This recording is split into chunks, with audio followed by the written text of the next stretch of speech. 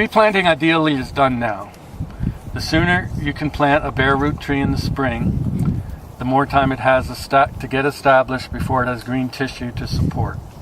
So the goal is to jump on it as soon as you can in spring. But sometimes we don't. But at the time of planting now is when I'd be making this kind of cut. You know, and if I was planting 300 trees, I would have a stick that's 42 inches long if that was my goal, that I have first branches at about 3 feet. And that's typically where I like to do that with a bigger tree. There's a cut. That response is going to happen going into that spring feeder root flush. I mean, it's not quite the same. This is a tree that's getting established, but that's going to happen in the month of May, early June. And you're coming along in mid-June once they've gotten long enough to have that response below. According to Wayne, when I was last here, this was going upward. And, you know, you can often see, like, especially with hardwood trees in the forest, like that's a great example of a big Y up high.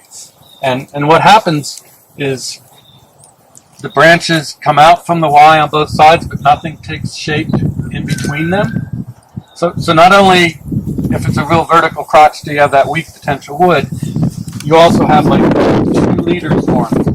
So I'm really time traveling. I don't know if everyone's keeping up with me, but 5-6 years ago when I was here, this was going up like that. And it would have inhibited all this growth because the two would have just competed for the light space.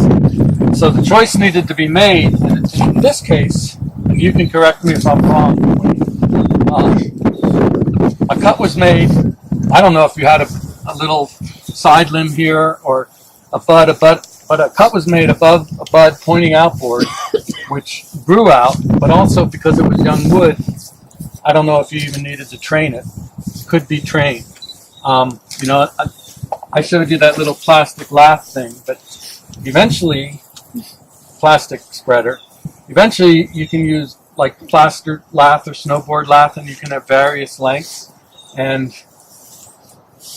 this particular cut is known as a bench cut, and it was to kind of push that outside bud out. And if that outside bud had gone vertical, you know, you could have trained it down, but you've created a branch that comes over into this space. So you can work with that.